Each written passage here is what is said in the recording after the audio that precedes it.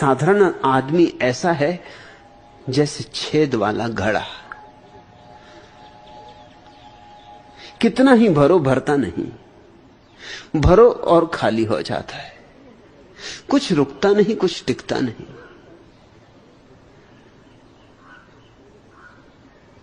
एक सूफी फकीर के पास एक युवक ने आके कहा कि बहुत बहुत संतों के पास गया हूं, लेकिन जिसकी तलाश है वो नहीं मिलता।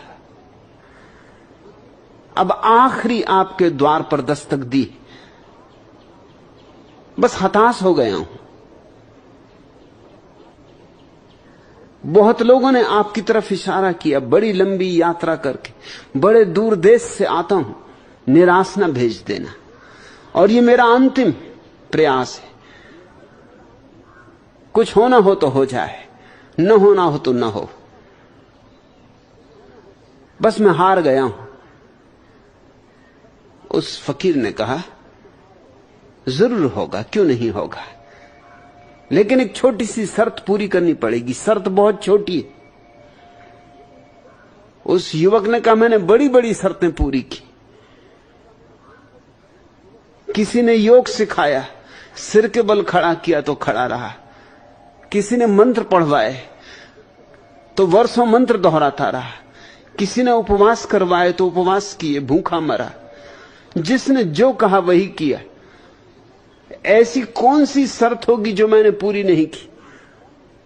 तुम भी अपनी छोटी शर्त कह दो, जरूर पूरी करूंगा। उस फकीर ने कहा, ये सब बड़ी बड़ी बातें, ये मुझे नहीं करनी, बहुत छोटी शर्त है। अभी मैं कुएं पे पानी भरने जा रहा हूं, बस तू इतना करना कि जब मैं पानी भरूं तो बीच में बोलना मत, चुपचाप खड़े रहना। इतना अगर संयम तूने रख लिया तो बस बहुत है, फिर आगे का काम मैं संभाल लूंगा, इतना तू कर ले। उस युवक ने सोचा कि मैं भी किस आदमी के पास आ गया हूं। बड़े तंत्र साधे, मंत्र साधे, यंत्र साधे, और ये पागल मालूम होता है।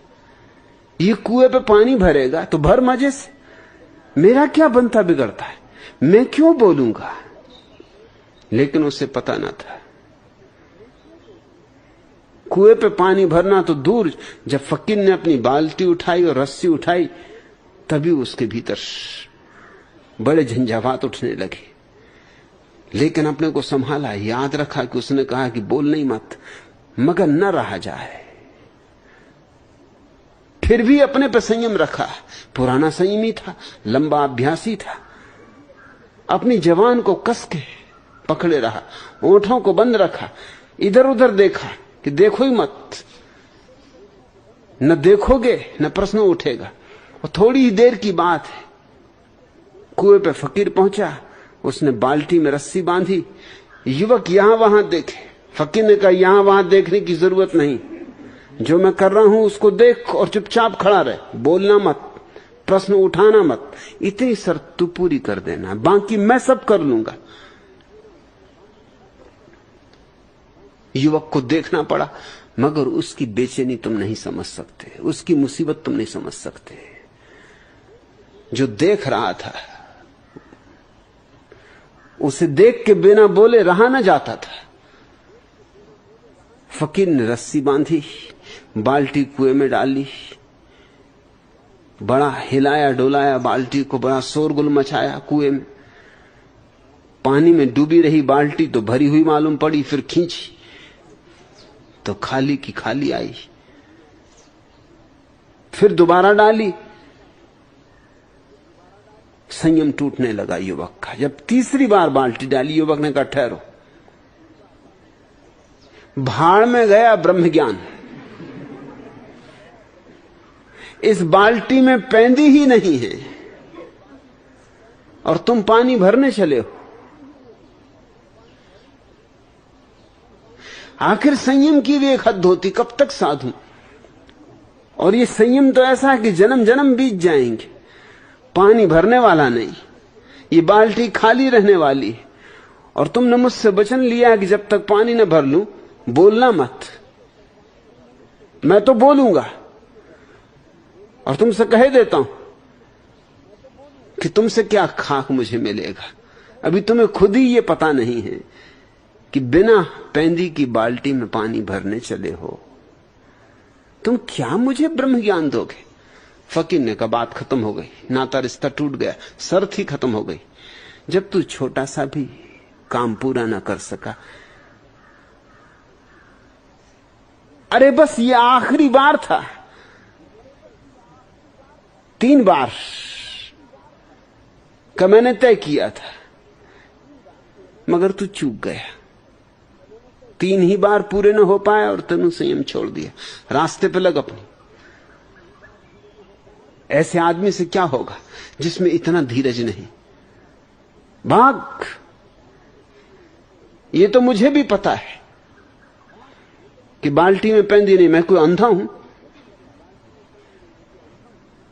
बाल्टी में पानी नहीं भरेगा ये भी मुझे पता है। ये तो तेरी धीरज की परीक्षा थी, मगर तू असफल हो गया। अब मैं जानता हूं कि क्यों तू अब तक हताश है। तू सदा हताश रहेगा, एक छोटा सा काम ना कर सका। भाग जा, अब ये शकल मुझे मत दिखा। युवक चला तो, लेकिन अब बड़ी बेचैनी में पड़ गया। बात तो ठीक थी, फकीर पागल नहीं था, कुछ बेबूझ था। सो फकीर सदा हुए। फकीर और बेबूझ ना हो तो क्या खाक फकीर? फकीर और कुछ रहस्यपूर्ण ना हो तो क्या खाक फकीर? पंडित होते हैं तर्क शुद्ध, फकीर तो तर्क शुद्ध नहीं होते, रहस्यमय होते, पहेली की तरह होते। मैंने भी क्या चूक कर दी, एक जरा सी देर और रुक जाता। जरा सी देर की बात थी, और पता नहीं ये आदमी क्या जानता हो। जानता जरूर होगा, क्योंकि ऐसी परीक्षा मेरी किसी ने कभी ली भी न थी। रात भर सो न सका, सुबह ही उठ के पहुंच गया, अंधेरे अंधेरे पहुंच गया। फकीर के द्वार पर सिर पटक के पड़ रहा और कहा कि मैं हटूंगा नहीं यहां से, मुझसे भूल होगी, मुझे क्षमा कर दो, एक अवसर और दो। फकीर ने कहा क्या भूल हो गई? उसने कहा यही कि मुझे क्या लेना था। दिखता था मुझे कि बिना पैंदी की बाल्टी में पानी भरेगा नहीं। मुझे बोलना नहीं था, चुप खड़ा रहता। वायदा किया था, पूरा करना था, मैं वायदे से च्युत हुआ। फकीर ने कहा अगर इतना तुझे दिखाई पड़ गया कि बिना पैंदी की बाल्टी में पानी नहीं भरता, तो मैं तुझसे ये कहना चाहता हूं कि तेरे भीतर भी पैंदी नहीं है, इसलिए ऊर्जा इकट्ठी नहीं होती। ऊर्जा इकट्ठी ना हो तो तू कैसे ब्रह्म को जानेगा? ब्रह्म को जानने के लिए ऊर्जा चाहिए, ऐसी ऊर्जा कि ऊपर से बह उठे। अतिरेक चाहिए।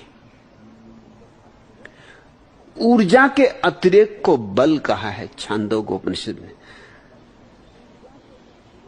ऐसी ऊर्जा चाहिए कि तुम संभाल ना सको, तुम्हारे ऊपर से बहने लगे।